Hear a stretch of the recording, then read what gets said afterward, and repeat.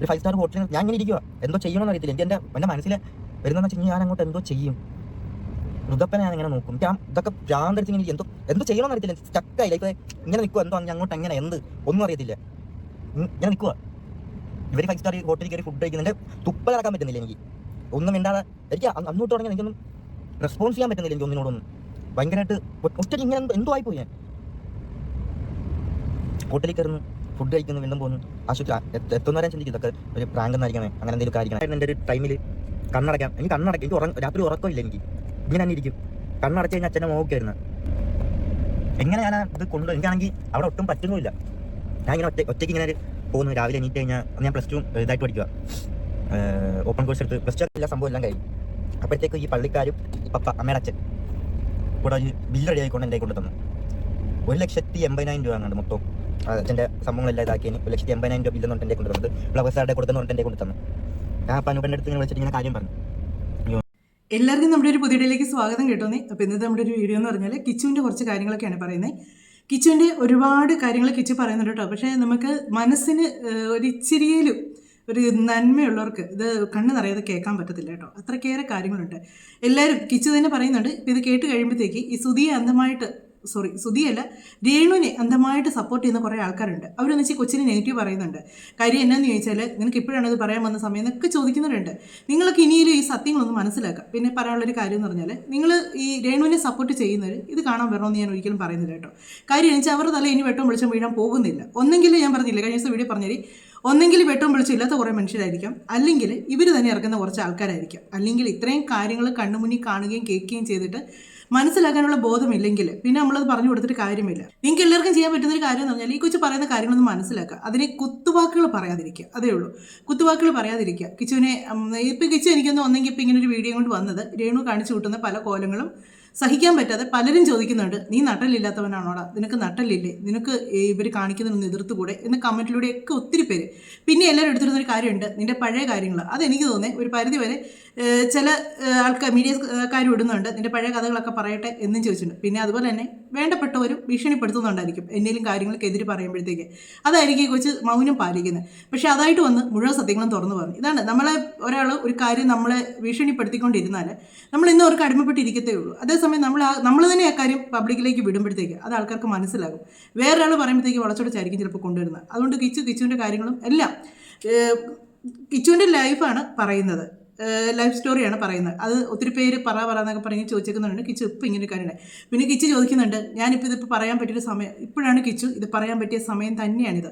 കാര്യം എന്നാന്ന് ചോദിച്ചാൽ ഇപ്പോഴും മനസ്സിലാത്ത കുറേ മനുഷ്യർക്കുണ്ട്. അവർക്ക് ഇനിയേലും തലയിൽ ഇച്ചിരി വെട്ടം എഴുതെങ്കിൽ വീണോട്ടെ എന്ന് ഓർത്തുകൊണ്ടാണ് കിച്ചു പറയുന്ന കാര്യങ്ങളെന്ന് പറഞ്ഞാൽ.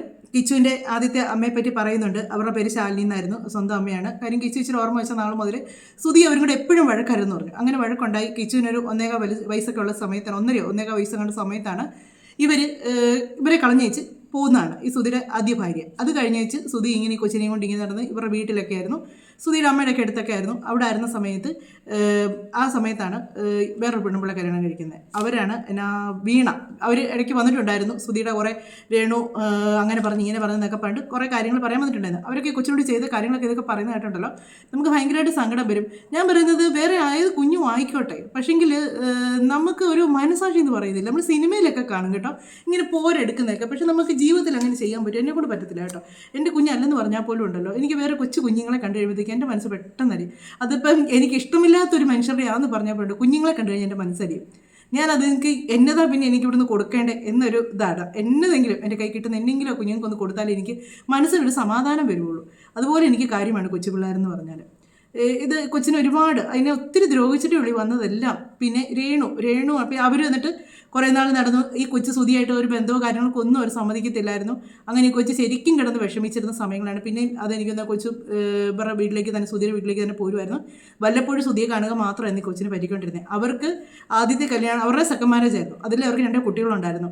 അതൊന്നും ഈ കിച്ചുവിന് അറിയത്തില്ലായിരുന്നു. കിച്ചു കുറേ നാൾ കഴിഞ്ഞ് സുധി ഒരു ബൈക്ക് മേടിച്ചപ്പോൾ ബൈക്കിന് കുഞ്ഞാറ്റെന്നോ മറ്റേ പേരിട്ടപ്പോഴത്തേക്കാണ് കിച്ചു അറിയുന്നത് അവർക്ക് വേറെ മക്കളുണ്ടെന്നും അങ്ങനെയൊക്കെയുള്ള കാര്യങ്ങളൊക്കെ അറിയുന്നത്. അങ്ങനെ ഈ കൊച്ച് ശ്രുതിക്ക് ഭയങ്കര സ്നേഹമായിരുന്നു ഈ കൊച്ചിനോട്. പക്ഷെ അവർക്ക് ഇഷ്ടമല്ലായിരുന്നു. അത് അവരും പറയുന്നുണ്ട്. അവരന്ന് പറഞ്ഞു വെച്ചാൽ കൊച്ച് ഒരുപാട് ഫാസ്റ്റ് ഫുഡ് കൊച്ചിന് മേടിച്ചു കൊടുക്കും. അതുകൊണ്ടാണ് അവർ എതിർത്തിരുന്നത്. ഭയങ്കര വണ്ണമായിരുന്നു അവൻ ഇങ്ങനെയുള്ള ഫുഡൊക്കെ കഴിച്ചാണ് വണ്ണം വെച്ചത്. അങ്ങനെയുള്ള കാര്യത്തിന് ഞാൻ എതിർത്തിട്ടുള്ളത്. പക്ഷേ സത്യം കിച്ചുവിൻ്റെ വായിൽ നിന്ന് വന്നു. അത് കഴിഞ്ഞ് പിന്നെ കിച്ചു ഒരു 5ാം ക്ലാസ്സിലൊക്കെ പഠിക്കുന്ന സമയത്താണ്. അപ്പോൾ ഈ കിച്ചുവിന് ഇവരൊക്കെ കൂടുതൽ സമയത്ത് കിച്ചുവിന് ഇച്ചിരിയൊക്കെ അറിവൊക്കെ ആയിട്ടുണ്ട്. പിന്നെ കിച്ചു പറയുന്ന കാര്യങ്ങൾ എന്നാന്നുള്ളത് നമുക്ക് ബാക്കി കിച്ചു പറയുന്നത് കേൾക്കാം. വെറുക്കാം ഒന്നും അറിയത്തില്ല, എനിക്കിത് പറഞ്ഞു കഴിഞ്ഞാൽ എന്താവും. പക്ഷെ എന്തായാലും ഞാൻ എന്തായാലും പറയാമെന്ന് വിചാരിക്കുന്നു ഞാൻ ഇങ്ങനെ. പിന്നെ വരുന്ന ചോദ്യങ്ങൾ, വരാൻ പോകുന്ന ചോദ്യങ്ങൾ എന്താണെന്ന് വെച്ചാൽ, ഇതൊക്കെ നിനക്ക് ഇപ്പോഴാണോ പറയാൻ ടൈം കിട്ടിയേ, ഇതിന് മുന്നേ സമയമില്ലായിരുന്നു, അങ്ങനത്തെ കുറേ ടോക്കൊക്കെ വരാം. ഇത് മൊത്തം കേട്ട് കഴിയുമ്പോൾ കേട്ടോ. അപ്പം അങ്ങനെ കുറേ ടോക്കൊക്കെ വരാം. എന്താണെങ്കിലും ഞാൻ ഭയങ്കരമായിട്ടൊരു ഇൻട്രോവേർട്ടാണ് സത്യം പറഞ്ഞു. എനിക്കൊരു ഒന്നും അങ്ങോട്ട് സംസാരിക്കാൻ അറിയത്തില്ല വലുതായിട്ട്. അതൊക്കെ ഒരു പ്രശ്നം ഉണ്ടായി അങ്ങനെ ഇതായി പോയതാണ്. പക്ഷേ ഞാൻ മാക്സിമം എന്നെ കൊണ്ട് പറ്റാവുന്ന രീതിയിൽ ഞാൻ ഇതിലൊക്കെ പറഞ്ഞ് നിങ്ങളെ ഒരു ഇതാക്കി തരാം, എൻ്റെ ലൈഫ് സ്റ്റോറി. അത് കിച്ചു പറയുന്നത് കറക്റ്റാണ് കേട്ടോ. കിച്ചുവിന് ഇങ്ങനെ ഒരു ഇൻട്രോവേർട്ട് പോലെയായിട്ടാണ്. ഞാനും നേരത്തെ എൻ്റെ വീഡിയോ പറഞ്ഞിട്ട് ഈ കൊച്ചു സംസാരിക്കത്തില്ലേ. കാര്യം എന്നു വെച്ചാൽ ഇവർ ഫ്ലവേഴ്സ് വരുന്ന സമയത്ത് ഈ കുഞ്ഞൊന്നും മിണ്ടുന്നില്ല. ഇതെന്തോ ഒതുങ്ങി മാറി. അതിനകത്ത് ശ്രുതി വാതാരാന്ന് പറയുന്നുണ്ട്, രേണുവിന് മകനാണത്, രേണുവിന് മകനല്ല എന്ന് പറയാം, രേണുവിന് ദേഷ്യമാണ് എന്നൊക്കെ പറയുന്നുണ്ട്. അപ്പോഴും ഞാൻ അന്നേരം ഈ കൊച്ചിനെ തന്നെ ശ്രദ്ധിച്ചായിരുന്നു കേട്ടോ. അങ്ങനെ ഒരു അമ്മയുടെ സ്നേഹം കിട്ടുന്ന കുഞ്ഞായിട്ട് എനിക്ക് തോന്നിയില്ലായിരുന്നു ഇതിനെ അന്ന് കണ്ടപ്പോഴത്തേക്ക്. പിന്നെ നമ്മൾ എന്തെങ്കിലും പറയുമ്പോൾ പറയും നമ്മൾ ഏഷ്യന് പിടിപ്പിക്കുന്ന പോലത്തെ വർത്താനം പറയുന്നു എന്ന് മറ്റുള്ളവർ പറയുന്നുണ്ടാണ്. എനിക്കൊരിക്കലും തോന്നിയിട്ടില്ല ഇവർ ഒന്നിച്ചിരിക്കുമ്പോൾ ഒന്നിച്ച് പോകുമ്പോൾ ഒന്നും ഈ കിച്ചു ഒരു അമ്മയുടെ സ്നേഹം ഈ രേണുവിൻ്റെ നിന്ന് കിട്ടുന്നുണ്ടെന്നുള്ളത്. അപ്പോൾ കിച്ചു പറഞ്ഞ കാര്യങ്ങൾ ഇതാണ്. ചിലർക്ക് തോന്നുന്നത് ഇഷ്ടമല്ല തോന്നിക്കുക. അതുകൊണ്ടാണ് പറഞ്ഞത് കിച്ചു രേണുവിനെ ആരാധിക്കുന്ന അന്ധമായിട്ടുള്ള ആൾക്കാർ അവർ ഇത് കാണണമെന്നില്ല. ലൈഫ് ഇങ്ങനെ പൊക്കൊണ്ടിരിക്കുന്ന. പിന്നെ ഇനി അങ്ങോട്ട് പറയാൻ പോകുന്നത് എനിക്ക് നല്ല വ്യക്തമായിട്ട് ഓർമ്മകളുണ്ട്. ഇനി അങ്ങോട്ട് ഞാൻ കറക്റ്റായിട്ട് ഞാൻ പറഞ്ഞത് 5ാം ക്ലാസ്സിൽ വെക്കേഷൻ ആ ടൈമിൽ എറണാകുളത്ത് നിൽക്കുക, ഷൂട്ട് കാര്യങ്ങളൊക്കെ ആയിട്ട്. ഇങ്ങനെ എറണാകുളത്ത് നിൽക്കുന്നു. കുറേ നാൾ എറണാകുളത്ത് തന്നെ ഇങ്ങനെ നിൽക്കുക. അപ്പോഴത്തേക്കും ഒരു ദിവസം ഒരു വീഡിയോ കോളിൽ ഇപ്പം കാണുന്ന അമ്മയില്ലേ, രേണുസുതി. രേണുസുതി ആദ്യം അമ്മേനെ വീഡിയോ കോളിൽ കാണുന്ന ആ ടൈമിൽ ഭയങ്കരമായിട്ട് കമ്പനിയായി അമ്മയായിട്ട്. സൂപ്പറായിരുന്നു ആ ടൈമിൽ. അപ്പം അങ്ങനെ ദിവസം അമ്മ ഞങ്ങൾ എറണാകുളത്ത് നിൽക്കുമായിരുന്നു. ഞങ്ങൾ ആദ്യം ഞാൻ കാണാമെന്ന് ഇങ്ങനെ കണ്ട് ഭയങ്കരമായിട്ട് കമ്പനിയായി. മനസ്സിലായി, അങ്ങനെ ഒരു ഭയങ്കര കമ്പനിയായി. ഇങ്ങനെ ഒരു ഇതില്ല, ഇങ്ങനെ കമ്പനിയായി. പിന്നെ അച്ഛനും ഇങ്ങനെ എൻ്റെ അടുത്ത് വന്നിട്ട് ഇങ്ങനെ ദിവസം എടുത്ത് വെച്ച് ഇങ്ങനെ ഞാൻ കല്യാണം കഴിക്കട്ടെ, നിനക്ക് എന്താണ് പറയാനുള്ളത്, അച്ഛന് ഇഷ്ടമാണോ, ഞാൻ അച്ഛന് ഇഷ്ടമാണോ, നമുക്ക് ആ രീതിയിൽ പറഞ്ഞു. അപ്പം അങ്ങനെ കൊല്ലത്തെ വീട്ടിലൊക്കെ വന്ന് ഇവിടെ സംസാരിച്ച് വലിയമ്മയൊക്കെ ആയിട്ട് സംസാരിച്ച്. അല്ല, അതിൻ്റെ ഇടയ്ക്ക് ഇത് നടന്നിട്ടുണ്ട്. വീണയും അച്ഛനും തമ്മിൽ ഡിവോഴ്സ് കാര്യങ്ങളെല്ലാം ഇങ്ങനെ പൈസ കൊടുക്കണം അങ്ങനത്തെ രീതിയിൽ ഉള്ള രീതിയിൽ പൈസയൊക്കെ കൊടുത്ത് ഡിവോഴ്സായി. അത് കഴിഞ്ഞിട്ടാണ് അമ്മേനെ കെട്ടുന്നത് കേട്ടപ്പെട്ട. ഇത് രേണു പറഞ്ഞിട്ടുണ്ട്. ഇവരെ കാണാൻ പോകുന്ന കാര്യങ്ങളും വീഡിയോ കോൾ ചെയ്യുന്ന കാര്യങ്ങളും ഇവർ സുധീം ഇവരൊക്കെ അവിടെ കൊച്ചുമായിട്ടൊക്കെ കാണാൻ പോകുന്ന കാര്യം ഒക്കെ പറഞ്ഞിട്ടുണ്ട്. അത് രണ്ടാമത്തെ ഭാര്യയും പറഞ്ഞിട്ടുണ്ട്. ഇവർ തമ്മിലുള്ള ബന്ധം കൂടാണ് ഈ രേണു സുധീം വീണയും കൂടെ തമ്മിൽ തെറ്റാനുള്ള കാര്യമെന്നാണ് വീണ പറയുന്നത്. ഇതിപ്പം കിച്ചു പറയുന്ന കാര്യം എന്ന് പറഞ്ഞാൽ, ഇനിയുള്ള കാര്യങ്ങൾ എനിക്ക് കൃത്യമായിട്ട് അറിയാം എന്ന് കിച്ചു പറയുന്നതെന്ന് വെച്ചാൽ, ഇത് അതിന് മുമ്പുള്ള ഞാൻ കുറച്ച് കാര്യങ്ങൾ പറഞ്ഞില്ലേ, ആ കാര്യങ്ങൾ കിച്ചു ഇതിനകത്ത് പറയുന്നുണ്ട്. അപ്പോൾ ആ സമയത്ത് പറയുന്നുണ്ട് അച്ഛൻ ഒരു പ്രാവശ്യം ആത്മഹത്യ ചെയ്യാൻ പോയ സമയത്ത് കിച്ചു കരഞ്ഞു നിർബന്ധം, അങ്ങനെ കുറേ കാര്യങ്ങൾ പറയുന്നുണ്ട്. ഇത് ഒത്തിരി കാര്യങ്ങൾ കിച്ചു അതിങ്ങനെ ആ ഒരു കാര്യങ്ങളൊക്കെയാണ് പറയുന്നത്. അതിനുശേഷമുള്ള കാര്യം ഞാനത് കുറച്ച് പ്രധാനപ്പെട്ട ഭാഗങ്ങൾ മാത്രമാണ് എടുത്തേക്കുന്നത്, മുഴുവൻ എടുത്തിട്ടുള്ള കാര്യം ഒരു അരമണിക്കൂർ കൂടുതൽ കണ്ടുണ്ടെന്ന് തോന്നുന്നത്. അപ്പോൾ അതിനകത്ത് പ്രധാനപ്പെട്ട കുറച്ച് കാര്യങ്ങൾ എടുത്ത് പറഞ്ഞതാണ്. അപ്പം രേണുവിൻ്റെ സ്വഭാവം എന്ന് പറഞ്ഞാൽ നമുക്കൊക്കെ അറിയാം. രേണു കാര്യം കാണാൻ കഴുതക്കാലം പിടിക്കുമെന്ന് പറഞ്ഞ കൂട്ടൊരു സ്വഭാവമാണ്. രേണുവിൻ്റെ കാര്യം കാണാൻ വേണ്ടി രേണു എത്ര സ്നേഹം വേണമെങ്കിലും കാണിക്കും. അതാണ് ഈ കൊച്ചിനോടുള്ള സ്നേഹം കാണിച്ചത്. അവൾക്ക് ആദ്യം മുതലേ കൊച്ചിനോട് ആത്മാർത്ഥ സ്നേഹമാണ് കാണിച്ചിരുന്നെങ്കിൽ പിന്നീടും അതിനോട് ആ സ്നേഹം കണ്ടായിരുന്നേ. പക്ഷേ അതിനോട് കാണിച്ചത് മൊത്തം ഇവരുടെ കൂടി പറ്റാനായിട്ടുള്ള സ്നേഹമാണ്. കാര്യം രേണുവിനറിയാം സുധിയുടെ മനസ്സിൽ കയറി പറ്റണമെങ്കിൽ കിച്ചുവിനെ സ്നേഹിച്ചാലേ പറ്റുള്ളൂ എന്നറിയാം. അതുകൊണ്ടാണ് രേണു കിച്ചുവിനോട് ഒരുപാട് സ്നേഹം കാണിച്ചത്. അതുപോലെ രേണു പറഞ്ഞു, കിച്ചു പറഞ്ഞിട്ടാണ് ഞങ്ങളുടെ കല്യാണം നടന്നത്, കിച്ചുവിന് ആ അമ്മയെ നമ്മുടെ കൂടെ കൂട്ടിയേക്കാം എന്ന് പറഞ്ഞു. ഇപ്പോൾ കിച്ചു പറയുന്നത് കേട്ടോ, സുധിയാണ് കിച്ചുവിനോട് ചോദിക്കുന്നത് രേണുവിനെ കല്യാണം കഴിക്കട്ടെ എന്ന്. അപ്പോൾ കിച്ചു ചോദിച്ചത് അച്ഛന് ഇഷ്ടമാണെങ്കിൽ നടത്തിക്കോ എന്നാണ് പറഞ്ഞതെന്ന്. കാര്യം വെച്ചാൽ അതിന് ഈ 5ാം ക്ലാസ്സിൽ കണ്ട് പഠിക്കുന്ന സമയത്ത് കണ്ടിട്ട് ഈ സംഭവമൊക്കെ നടക്കുന്നത്. അതാ കിച്ചു പറഞ്ഞു, എനിക്ക് ഇനിയുള്ള കാര്യങ്ങൾ നല്ല വ്യക്തമായിട്ട് എനിക്ക് ഓർമ്മയിടുന്നത്. രേണു എപ്പോഴും പറഞ്ഞതന്നെ കിച്ചു പറഞ്ഞുകൊണ്ടാണ് എന്നെ കല്യാണം കഴിച്ചത്, എല്ലാം കിച്ചു പറഞ്ഞുകൊണ്ടാണ് ഋതപ്പനുണ്ടായെന്ന് വരെയാണ് പുള്ളിക്കാരി പറഞ്ഞു കിടക്കുന്നത്. അപ്പോൾ കിച്ചുവിൻ്റെ വായും തന്നെ ഇപ്പോൾ സത്യം വന്നു. സുധിയാണ് കൊച്ചിനോട് ചോദിക്കുന്നത്. അങ്ങനെയുണ്ടെങ്കിൽ കൊച്ചു പറയില്ല എനിക്ക് ഇഷ്ടമോ, അച്ഛൻ പെട്ടെന്ന് കെട്ടിക്കുമെന്നല്ലേ പറയത്തുള്ളൂ. കൊച്ചു ചോദിച്ചാൽ അച്ഛൻ ഇഷ്ടമാണോ എന്നാണ് ചോദിച്ചത്. സംസാരിച്ച് എല്ലാം റെഡിയായി. ഞാനും അച്ഛനും അമ്മയും എല്ലാവരും കൊല്ലത്ത് നിൽക്കുന്നു. അതിൻ്റെ ഇടയ്ക്ക് കൊല്ലത്ത് വെച്ചിട്ട് ചെറിയൊരു വഴക്കായി. ഞങ്ങൾ കോട്ടയം പോകുന്നു. സ്റ്റോറി സ്റ്റാർട്ട്സ് നൗ എന്ന് പറയാം അല്ലേ. കോട്ടയത്തിൽ നിന്ന് ആദ്യമൊക്കെ ഭയങ്കര രസമായിരുന്നു, സൂപ്പറായിരുന്നു. ഇങ്ങനെ ഞാൻ കൂടുതലും വീട്ടിൽ കൊല്ലത്തേക്ക് എന്നെ ഇങ്ങനെ അച്ഛാമ്മ പുറത്തോട്ട് കളിക്കാനൊന്നും പറ്റത്തില്ല. അപ്പോൾ അങ്ങനെ കൂട്ടുകാർ അങ്ങനത്തെ രീതി കളിക്കാനൊന്നും പോകത്തില്ല.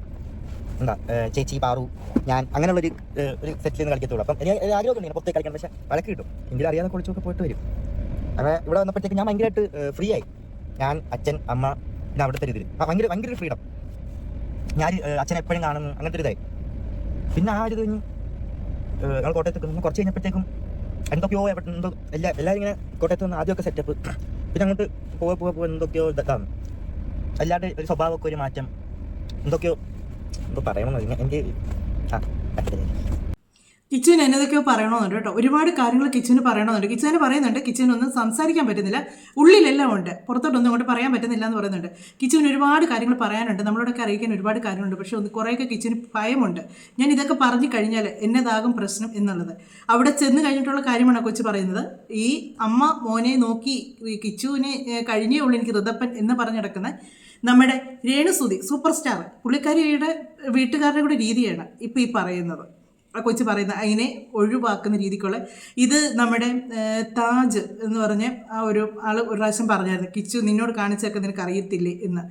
കാര്യം അദ്ദേഹത്തിന് അറിയാം വീട്ടിലെ കാര്യങ്ങൾ മൊത്തം. അതിനാണ് പുള്ളിയെ പറഞ്ഞത് അങ്ങേര് ഇവിടെ തന്തയാണോ എന്നൊക്കെ അങ്ങേരോട് ചോദിച്ചു. അങ്ങനെ ലാസ്റ്റ് ഇച്ചിരി സ്റ്റാൻഡേർഡായിട്ട് ജീവിക്കുന്ന മനുഷ്യനാട്ടോ. ആ മനുഷ്യൻ ഈ മാതിരിയുള്ള തോന്നിയാസങ്ങളൊക്കെ കേൾക്കുന്ന അദ്ദേഹത്തിൻ്റെ മക്കൾക്കും ഒക്കെ ബുദ്ധിമുട്ടുണ്ട്. ആ കുഞ്ഞുങ്ങൾ പറഞ്ഞ് ഇതിനകത്ത് ഇടപെടാൻ പോകണ്ട, അവരെന്തെങ്കിലും കിടന്ന് കാണിക്കട്ടെ, നമ്മൾ ഇടപെടേണ്ട എന്ന് പറഞ്ഞു. അങ്ങനെയാണ് അദ്ദേഹം പിന്നെ ഇതിലൊന്നും മിണ്ടാൻ വരാതിരുന്നത്. കാര്യം ഇച്ചിരി സ്റ്റാൻഡേർഡുള്ള മനുഷ്യർക്കൊന്നും ഇവരോട് ഇടപെടാൻ പറ്റത്തില്ല, ഉള്ള സത്യം പറയാം.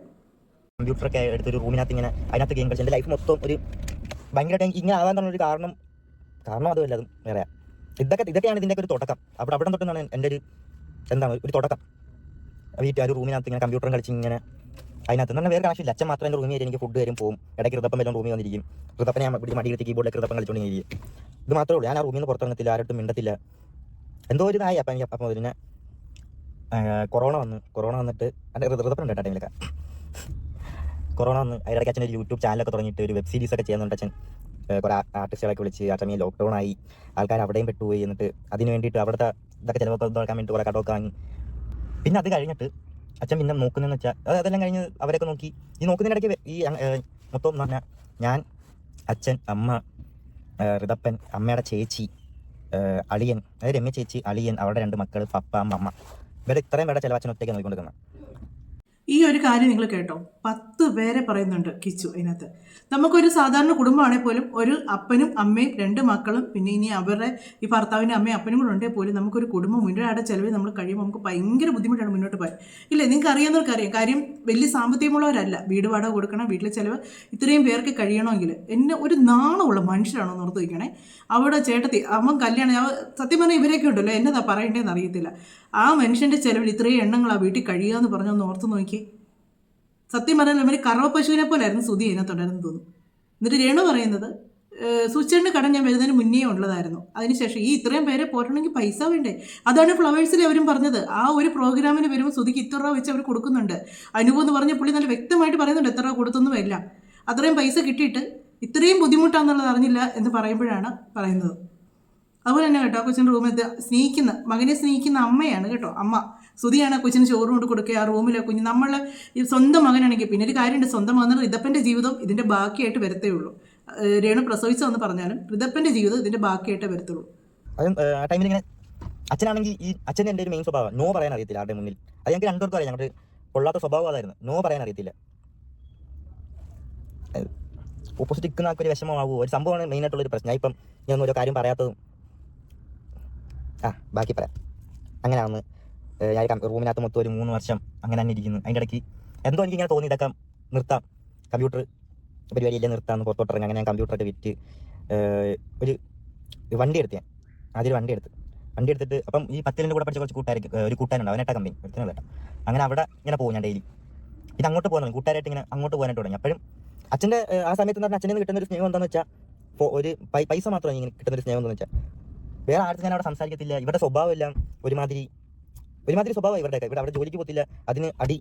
പിന്നെ എന്ത് പറഞ്ഞാലും ഇവർക്ക് എന്തെങ്കിലും പൈസയൊക്കെ എന്തെങ്കിലും കടം വാങ്ങി ഇതൊക്കെ പറയണോ, എനിക്ക് കുറേ കാര്യങ്ങളുണ്ട് എനിക്ക് പറയാം, എങ്ങനെ പറയണമെന്ന് അറിയത്തില്ല ഇതൊക്കെ. എന്നതൊക്കെയോ കിച്ചു പറയാൻ ശ്രമിക്കുന്നുണ്ട് കേട്ടോ. ജോലിക്ക് പോകത്തില്ല, എനിക്ക് തോന്നുന്നു ഇനി ചിലപ്പോൾ ജോലിക്ക് പോകത്തില്ലെന്ന് പറഞ്ഞാൽ ആ സമയത്തൊക്കെ രേണുവിൻ്റെ അപ്പന് വലിയ കുഴപ്പമുള്ള അറിവുള്ള സമയമാണ്. പിന്നെ ചെടുത്തിൻ്റെ ഭർത്താവായിരിക്കും. ഇവരൊക്കെ ജോലിക്ക് പോകത്തില്ലെന്നായിരിക്കും ചിലപ്പോൾ കിച്ചു ഉദ്ദേശിച്ചത്. സുധിയുടെ ഒറ്റ ചിലവിലാണ് അതൊക്കെ പറഞ്ഞ് അങ്ങോട്ടും ഇങ്ങോട്ടൊക്കെ പ്രശ്നങ്ങൾ.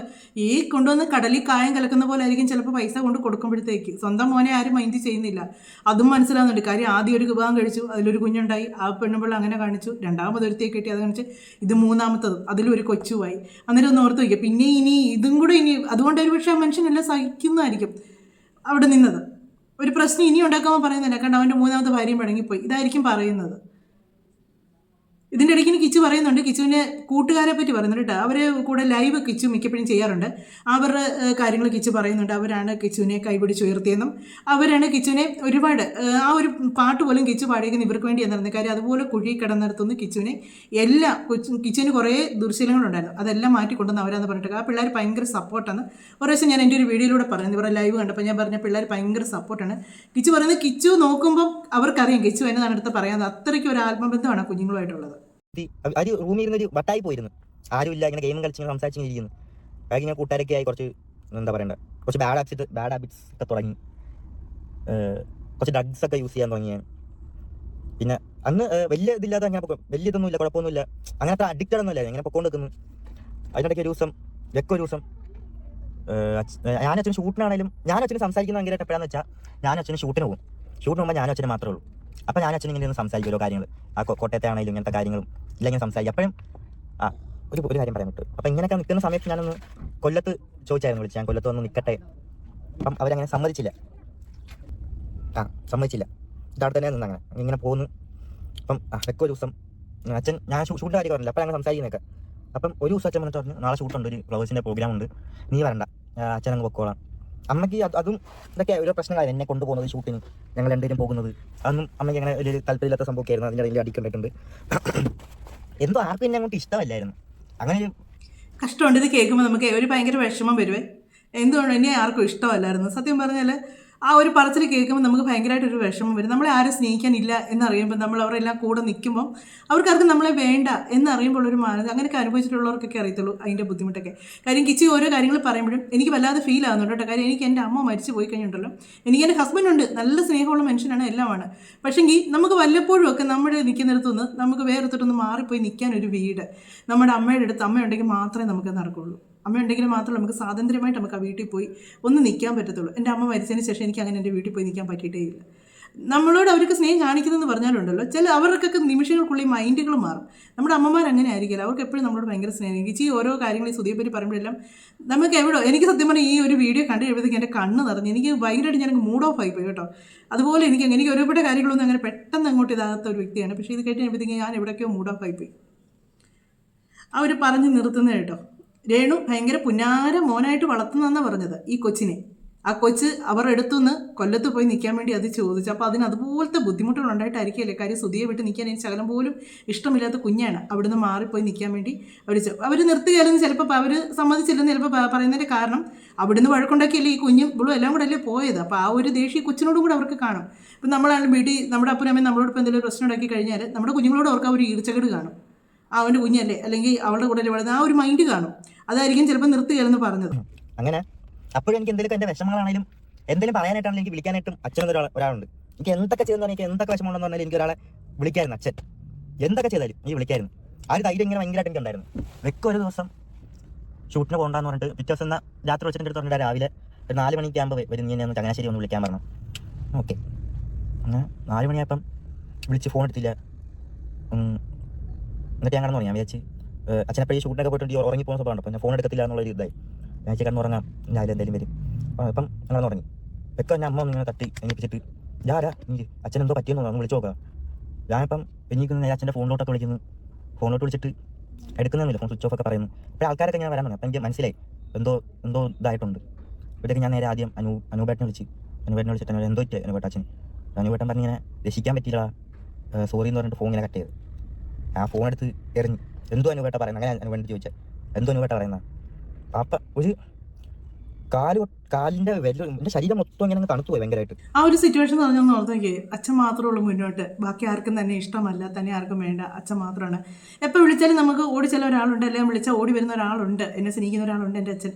അങ്ങനെ ഒരാൾ പെട്ടെന്ന് ജീവിതത്തിൽ നിന്ന് പോകുമ്പോഴത്തേക്ക് ശരിയല്ല. ആ ഒരു പറയുന്ന ആ ഒരു മാനസികാവസ്ഥയിലെ അതൊക്കെ അനുഭവിച്ച് അത് എന്നാ പ്രായമുണ്ട് ആ കൊച്ചിന്, എന്നാ പ്രായമുണ്ട്. അതിന് ഒന്നിനെ പറ്റി ചിന്തിക്കാൻ ഒരു ജോലിക്ക് പോലും പോകാൻ പറ്റാവുന്ന ഒരു സിറ്റുവേഷൻ അത് എത്തിയിട്ടില്ല. എന്നിട്ട് അതിൻ്റെ ആ മാനസികാവസ്ഥ എന്ന് ഓർത്തേക്ക് ആ കൊച്ചി ഇനിയും കുറച്ച് കാര്യങ്ങൾ പറയുന്നുണ്ട് കേട്ടോ. അത് പറഞ്ഞേക്ക് നമുക്ക് ഭയങ്കരമായിട്ട് അങ്ങ് ഫീലാകും. ആരൊക്കെ വന്നിട്ട് എൻ്റെ വണ്ടിയിൽ കയറ്റി ഇങ്ങനെ കൊണ്ടുപോകുന്നു. പൊക്കൊണ്ട് അതിനിടയ്ക്കുള്ള ഒരു ഇത് പറഞ്ഞുതരാം. വണ്ടി പൊക്കൊണ്ട് വെക്കുമ്പം ഇവർ നേരെ എനിക്ക് അപ്പോഴും എൻ്റെ മനസ്സിലെ വിചാരം എന്ന് വെച്ചാൽ രൂപേട്ടം വല്ല പ്രാങ്ക് വല്ലതാണോ, അത് എനിക്കോട്ട് ഒരു അക്സെപ്റ്റ് ചെയ്യാൻ പറ്റുന്നില്ല. എനിക്ക് അവിടെ ചെന്നാലും എനിക്ക് ഒരു സമാധാനം കിട്ടത്തുള്ളൂ. എനിക്ക് ചെല്ലണം. അപ്പോഴത്തേക്കും കാർ ഇങ്ങനെ പൊക്കൊണ്ട് വെക്കാനായിട്ട് ഇവർ അടിച്ചുപൊളിയാണ് പോകുന്ന വഴിക്ക്. ഒരു 5 സ്റ്റാർ ഹോട്ടലിൽ ഞാൻ ഇങ്ങനെ ഇരിക്കുക, എന്തോ ചെയ്യണമെന്ന് അറിയത്തില്ല. എനിക്ക് എൻ്റെ മനസ്സിൽ വരുന്നതെന്ന് വെച്ച് കഴിഞ്ഞാൽ ഞാൻ അങ്ങോട്ട് എന്തോ ചെയ്യും. ഋതപ്പനെ ഞാൻ ഇങ്ങനെ നോക്കും. ഞാൻ ഇതൊക്കെ ഭ്രാന്തടിച്ച് എനിക്ക് എന്തോ ചെയ്യണമെന്ന് അറിയത്തില്ല. സ്റ്റക്കായില്ല. ഇപ്പം ഇങ്ങനെ നിൽക്കുക, എന്തോ അങ്ങോട്ട് എങ്ങനെ ഒന്നും അറിയത്തില്ല. ഇങ്ങനെ നിൽക്കുക. ഇവർ 5 സ്റ്റാർ ഹോട്ടലിൽ കയറി ഫുഡ് കഴിക്കുന്നുണ്ട്. തുപ്പൽ നടക്കാൻ പറ്റുന്നില്ല എനിക്ക്. ഒന്നും മിണ്ടാതെ എനിക്ക് അങ്ങോട്ട് തുടങ്ങി എനിക്കൊന്നും റെസ്പോൺസ് ചെയ്യാൻ പറ്റുന്നില്ല. എനിക്ക് ഒന്നിനോടൊന്നും ഭയങ്കരമായിട്ട് ഒറ്റയ്ക്ക് ഇങ്ങനെ എന്തോ ആയിപ്പോയി. ഞാൻ ഹോട്ടലിൽ കയറുന്നു, ഫുഡ് കഴിക്കുന്നു, വീണ്ടും പോകുന്നു. ആശുപത്രി എത്തുന്നവരെ ചിന്തിക്കും ഇതൊക്കെ ഒരു പ്രാങ്ക് എന്നായിരിക്കണേ, അങ്ങനെ എന്തെങ്കിലും കാര്യമാണ്. പക്ഷെ പോകുന്ന വഴിക്ക് ഒരു ന്യൂസിനകത്ത് കണ്ട്. പക്ഷെ എനിക്ക് അപ്പോഴും എനിക്ക് അങ്ങോട്ട് അക്സെപ്റ്റ് ചെയ്യാൻ പറ്റുന്നില്ല. എന്തോ ഒരു സത്യം ഞാൻ പറയാം കേട്ടോ. ഈ ശ്രുതി മരിച്ചതിൽ ഈ കുഞ്ഞിന് നല്ല വിഷമമുണ്ട്. കാര്യം എന്നാന്ന് വെച്ചാൽ പറഞ്ഞ സത്യം, തുപ്പിൽ പോലും ഇറക്കാൻ പറ്റാത്ത അതുപോലത്തെ ഒരു സിറ്റുവേഷനെ കുറിച്ച് നിന്നെന്നുള്ള കൊച്ചു പറയുന്ന കാര്യങ്ങൾ കറക്റ്റ് ആണെന്നുള്ളത്.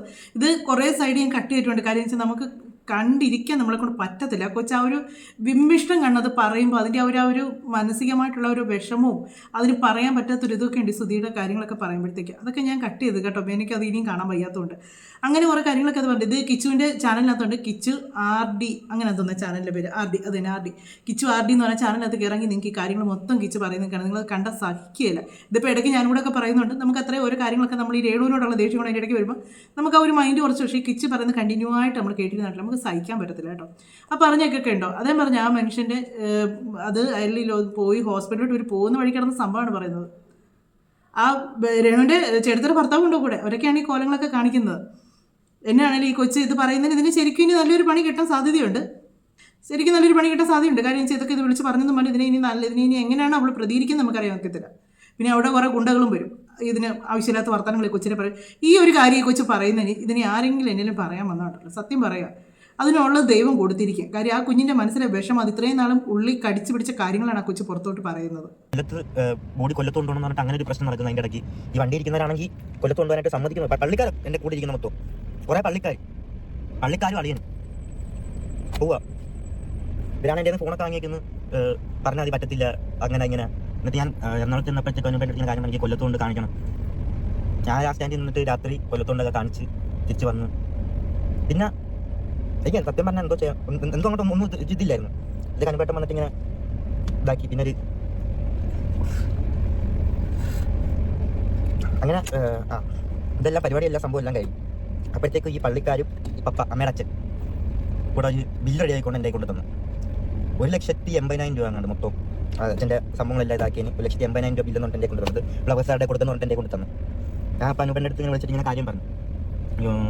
ഇങ്ങനെയൊക്കെ പറയുന്നത്. പനുപേട്ടൻ തന്നെ ഒരു പുള്ളിയും കൂടെ വിടാം, എന്നിട്ട് നീയും ആ ചേട്ടനും കൂടെ പോയി എല്ലായിടത്തും നീ തന്നെ പോയി ബില്ലുണ്ടാക്കി ഇതാക്കാൻ പറഞ്ഞു. അങ്ങനെ ഞാനും നായിൽ വർക്ക് ചെയ്യുന്ന ചേട്ടനും ആ ചേട്ടനും കൂടെ വന്ന് ഞങ്ങൾ ഇതൊക്കെ ചെയ്തിട്ടുണ്ട്. അതെല്ലാം അവിടെ എവിടെയും പോയി എല്ലാവരും ബില്ല് റെഡിയാക്കി.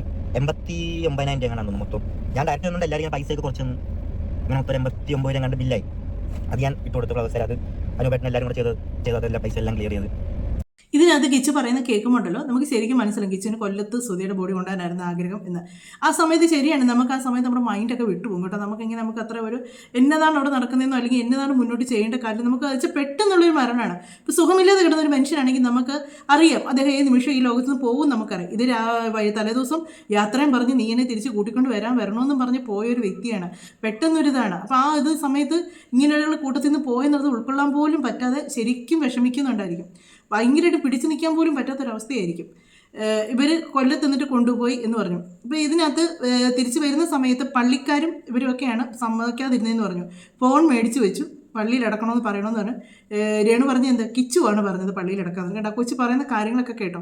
അതിനെക്കൊണ്ട് നിർബന്ധിച്ചാണ് അതിൻ്റെ നിന്ന് ഫോണും മേടിച്ച് വെച്ച്. കാര്യം അത് വേറെ ആരും വിളിക്കുകയോ വേറെ ആരെങ്കിലും ഇതിനോടൊന്നും പറയുകയോ ചെയ്യാതിരിക്കേണ്ടത്.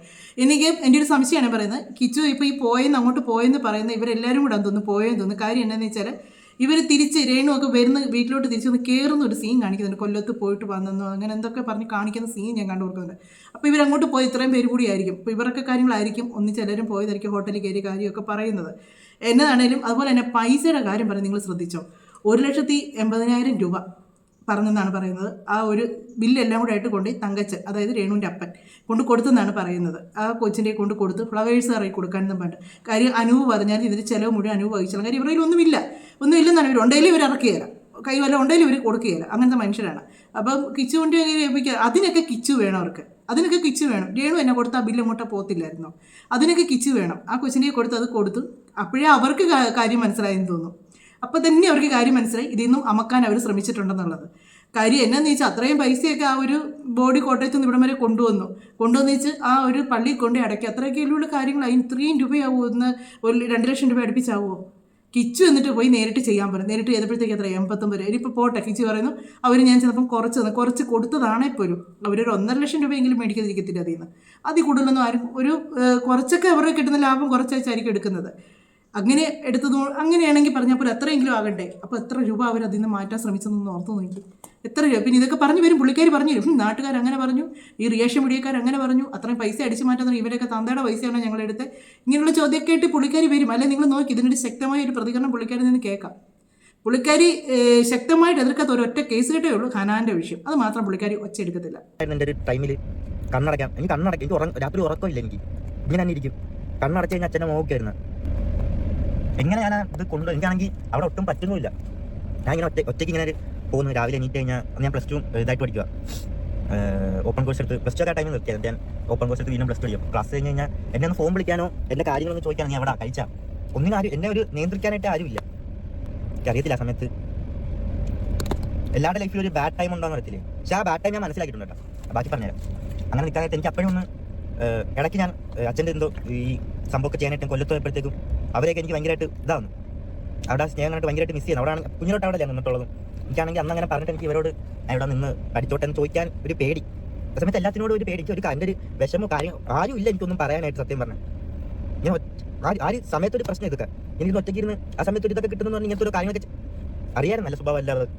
പക്ഷേ ഞാൻ മനസ്സിലാക്കിയിട്ട് ഞാൻ ആ ടൈമിൽ എന്തൊരു ജോലി, ഈ റബ്ബറിൻ്റെ ഒരു ജോലിക്കാണ് ഇങ്ങനെ പോയത്. ഒരു കൂട്ടാൻ്റെ വഴിയിൽ ഇങ്ങനെ അവിടെ വെച്ചിട്ട് വലിയമ്മ രാത്രി ഇങ്ങനെ വീഡിയോ കൂടെ അങ്ങനെ ജോലി ചെയ്യുന്നുണ്ട്. അങ്ങനെ വലിയമ്മ അതൊക്കെ കണ്ടിട്ട് കരച്ചിലൊക്കെ ആയി. അങ്ങനെ വലിയമ്മ എൻ്റെ അടുത്ത് പറഞ്ഞെങ്കിൽ കൊല്ലത്ത് വന്നു അവിടെ നിന്ന് ഇതാക്ക്, അങ്ങനത്തെ ഇതായി. ഞാൻ കൊല്ലത്ത് വന്നു.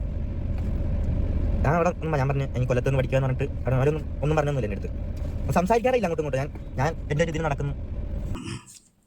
ആ കൊച്ചു അവിടെ നിന്ന് പോകുന്നതെന്ന് പറഞ്ഞിട്ട് പോലും രേണു വീട് വെച്ചോ പറഞ്ഞാൽ കിച്ചു പഠിക്കുന്നത് കൊണ്ടാണ് കൊല്ലത്ത് പോയി നിൽക്കുന്നത്.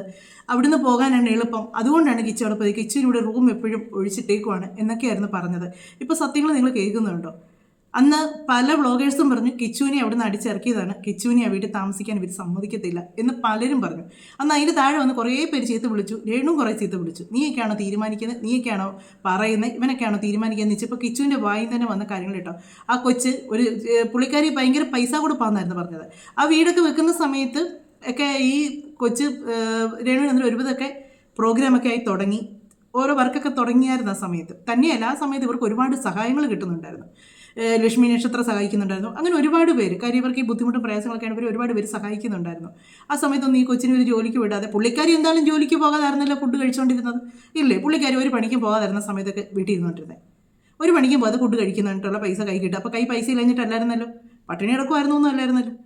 അപ്പം ഈ ഒരു കൊച്ചിൻ്റെ കാര്യമോടെ നോക്കാൻ അവർക്ക് നിവൃത്തിയില്ലായിരുന്നോ? അത് ജോലിക്ക് പോയ കാര്യമൊക്കെ പറഞ്ഞു കേട്ടോ. അതാ പറഞ്ഞത്, എത്രയാണേലും ആ കൊച്ചിൻ്റെ അപ്പൻ്റെ സുധിയുടെ ചേട്ടൻ്റെ വൈഫിൻ്റെ കാര്യമാണ് പറയുന്നത്. അവർ പ്രസവിച്ചത് ഒന്നുമല്ല, എന്നിട്ട് അവർക്ക് ഒരു സങ്കടം വന്നത് കണ്ടോ? അതാ പറഞ്ഞ മനുഷ്യരായിട്ടുള്ളവർക്കൊക്കെ ഉണ്ടല്ലോ, നമ്മുടെ മനസ്സിൽ ഇത് കേൾക്കുമ്പോൾ തന്നെ നമുക്കൊരു സങ്കടം വരും. ഇപ്പം എൻ്റെ പേര് ഇങ്ങനെ കോട്ടയത്തുണ്ടായ എൻ്റെ ഒരു പാസ്റ്റ് ആ സമയത്ത് അങ്ങനെ ആയിപ്പോ എനിക്ക് എൻ്റെ ഒരു ലൈഫ് ഇതാക്കിയാൽ മനസ്സിലാവും. ചിന്തിച്ചാൽ എനിക്ക് പിന്നെ അങ്ങോട്ട് എൻ്റെ ഒരു വിഷമങ്ങൾ പറയാൻ എനിക്ക് ആരുമില്ല, ഒന്നുമില്ല. മനസ്സിലായോ? അവിടെ ഒരിക്കലും എന്താ പറയണേന്ന് അറിയില്ല. അങ്ങനെ ഒരു ഇതായിപ്പോയി ആ സമയത്ത്. ആ ഒരു ഇതിൻ്റെ പേരിലാണ് ഇപ്പോഴും എന്നെ ആൾക്കാർ ഇങ്ങനെ കാണുന്നത്. പക്ഷെ എനിക്കത് തെറ്റാൻ ഞാൻ മനസ്സിലാക്കി. എൻ്റെ ഭാഗത്ത് വെച്ച് നോക്കുകയാണെങ്കിൽ തെറ്റാക്കി ഞാൻ മനസ്സിലാക്കി. ഞാനത് മാറ്റിയെടുത്ത് കൂട്ടുകാർ ഇതാക്കി ഞാൻ മാറ്റിയെടുത്തിട്ടുണ്ട്. പക്ഷെ ആ പേരാണ് എന്നെ ഇപ്പോഴും ഇങ്ങനെ ഒരു എന്നെ ഭീഷണിപ്പെടുത്താനൊക്കെ പറയത്തില്ലേ, അത് ചെയ്യുന്നില്ല. ഇപ്പം ഞാൻ മീഡിയാസ് ആണെങ്കിലും ഇങ്ങനെ മൊത്തം പറയത്തില്ല, നിങ്ങൾ സംസാരിച്ച് നോക്കും, എൻ്റെ കഥകൾ മൊത്തം പുറത്തിറങ്ങും. അങ്ങനെ കുറച്ച് സംഭവങ്ങളൊക്കെ ഉണ്ടായിട്ടുണ്ട്. കാരണം എൻ്റെ ലൈഫ് ഇതാക്കിയാൽ മനസ്സിലാവും. ഇതാണ് ഞാൻ പറഞ്ഞില്ലേ, മീഡിയസും ഒക്കെ പറയും നിൻ്റെ ലൈഫ് കുറച്ച് പുറത്തോട്ട് വിടും എന്ന് പറയുമ്പോഴത്തേക്ക് ഈ കൊച്ച് അത് തന്നെയല്ല കേട്ടോ, ഇവരും പേടിപ്പിക്കുന്നുണ്ടായിരിക്കും. ഈ കൊച്ച് എന്നേലും എതിർത്ത് പറയുമ്പോഴത്തേക്ക് ഇവരും പേടിപ്പിക്കും. നിൻ്റെ പഴയ കഥകൾ എടുത്ത് പുറത്തിടും. ആ കഥകൾ പിന്നെ പുള്ളിക്കാരി പറയുമ്പോൾ പുള്ളിക്കാരി സപ്പോർട്ട് ചെയ്യാൻ കുറേ ആൾക്കാരുണ്ട്. ഈ ചെറുക്കൻ അങ്ങനെ ആയിരുന്നു ഇങ്ങനെ. അതുകൊണ്ട് കിച്ചു തന്നെ ഈ കാര്യങ്ങൾ പുറത്ത് വിട്ടത് കൊണ്ടുണ്ടല്ലോ, ഇനി ഇവർക്ക് ആർക്കും ഒന്നും പറയാൻ പറ്റത്തില്ല. കാര്യം പുള്ളി പറയുന്നുണ്ട്, കൊച്ചു പറയുന്നുണ്ട്, ഞാൻ തെറ്റാണ് ചെയ്തത്, എനിക്കറിയാം തെറ്റാന്നുള്ളത്. അതിൻ്റെ സിറ്റുവേഷൻ കൂടെ നോക്കണം, അതിൻ്റെ പ്രായം നോക്കണം. അതിനെ ആരും ശ്രദ്ധിക്കാനില്ലാതാണ് ആ കുഞ്ഞങ്ങനെ ആയിപ്പോയത്. അല്ലാതെ എല്ലാവരുടെ സ്നേഹക്കൂടുതൽ കൊണ്ടല്ല അതങ്ങനെ ആയിപ്പോയത്. ആരും സ്നേഹിക്കാനില്ലാത്തതുകൊണ്ടാണ് ആ കുഞ്ഞങ്ങനെ ആ വഴിയിലേക്ക് പോയത്.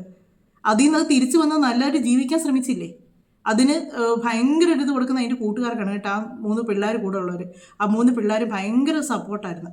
ആ കുഞ്ഞുങ്ങളാണ് ഈ കിച്ചുവിനെ ഇത്രയും മാറ്റിയെടുത്ത് ഒന്ന് സംസാരിക്കാൻ പോലും ആക്കിയെടുത്തത്. അവരാണ്. അത്രയ്ക്ക് സപ്പോർട്ടാണ് ആ പിള്ളേർ. ആ പിള്ളേരെയൊക്കെ കുറേ പേരൊക്കെ നെഗറ്റീവ് പറയുന്നത് കേട്ടായിരുന്നു. അത്രയ്ക്ക് സപ്പോർട്ടാണ് കിച്ചുവിന് വേണ്ടി അവരാണ് സംസാരിക്കുക. പക്ഷേ കിച്ചു തന്നെ ഇപ്പോൾ കിച്ചുവിൻ്റെ വായിൽ തന്നെ ആ കാര്യങ്ങൾ മൊത്തം മനസ്സിലാക്കി തരുന്ന രീതിയിൽ പറഞ്ഞിട്ടുണ്ട്. പിന്നെ ഇതിൽ നമുക്ക് ഒരുപാട് കാര്യങ്ങൾ മനസ്സിലാക്കാനുള്ളതെന്ന് വെച്ചാൽ ഈ രേണു പറയുന്നത് കള്ളത്തരം എത്രമാത്രം ഉണ്ടെന്നുള്ളതാണ് ഈ കിച്ചുവിൻ്റെ വായിൽ. കിച്ചു ഇങ്ങനൊന്ന് വാ തുറക്കാനാണ് എല്ലാവരും നോക്കിയിരുന്നത്. ഇപ്പോൾ ഓക്കെയാണ്, ഒരു കാര്യമില്ല. ഞാൻ കൊല്ലത്ത് ഹാപ്പി ആയിട്ട് ഇപ്പോൾ പോവുക. പിന്നെ അമ്മയുടെ കാര്യം ഇപ്പോൾ നോക്കുകയാണെങ്കിൽ അമ്മ അങ്ങനെ പോകുന്നത് എനിക്ക് എന്താ ഞാൻ ഇപ്പോൾ മനസ്സിലായി. ആ ഒരു കണക്ഷനാണ് ഞങ്ങൾ. അമ്മ വിളിക്കുന്ന വെച്ചാൽ അമ്മ എന്തെങ്കിലും അമ്മയുടെ കാര്യത്തിന് എന്തെങ്കിലുമൊക്കെ ഒരു കണക്ഷൻ ഇല്ല അങ്ങനെ ഞങ്ങൾ തമ്മിൽ. എന്തെങ്കിലും ഒരു കാര്യങ്ങൾ പറയാൻ വിട്ടിട്ടുണ്ട്. എനിക്കിങ്ങനെ പറഞ്ഞില്ല, ഇങ്ങനെ ഓർമ്മ വരുന്ന ഓരോ കാര്യങ്ങളൊക്കെ ഇങ്ങനെ പറയുന്നതേ ഉള്ളൂ.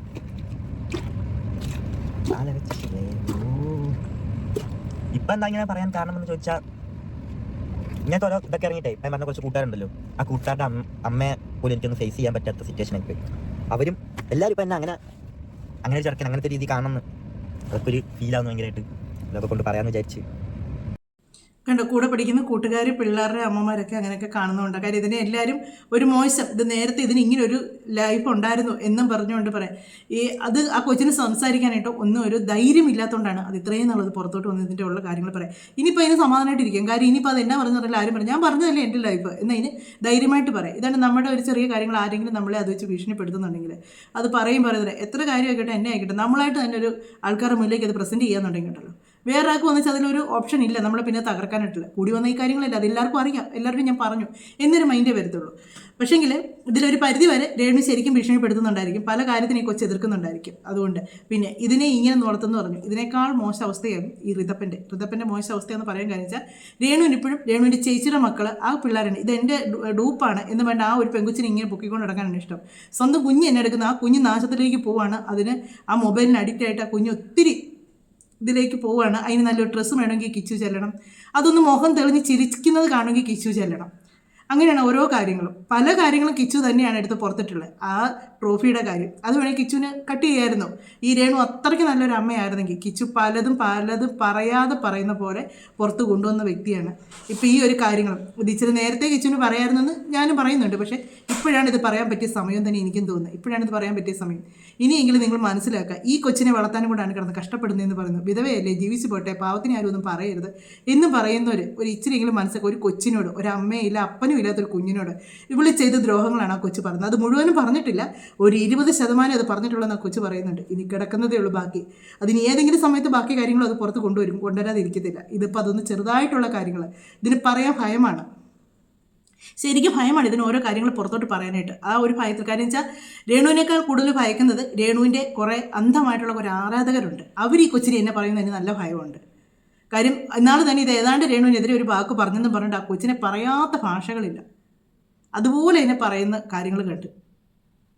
ഇനിയെങ്കിലും ഈ മനസ്സിലാക്കുക, ഒരു കൊച്ചിനോട് അതിനോട് ഇത്രയും ദ്രോഹം ചെയ്യുന്ന ഇവളുടെ ഉള്ളിൻ്റെ ഉള്ളിൽ ഇവള് ആ വീട് കിട്ടുന്ന സമയത്ത് ഈ കൊച്ചിനോട് സ്നേഹം കാണിച്ചു, ഭയങ്കര സ്നേഹം കാണിച്ച്. അതുകൊണ്ടാണ് ആ വീട് ആ കോട്ടയത്ത് വന്നത്. ഇല്ലെങ്കിൽ ഒരിക്കലും അത് അവിടെ വരാതെ ഇത് കൊല്ലത്തെവിടെയെങ്കിലും ഒരു വീട് ഇതാക്കാൻ അത് ശ്രമിക്കത്തുള്ളായിരുന്നു. അത് ഋതപ്പനെയും കൂടെ ഓർത്ത് ചിന്തിച്ച് കോട്ടയത്താകാം എന്ന് വിചാരിച്ചുകൊണ്ട് അവിടെ അതാക്കിയത്.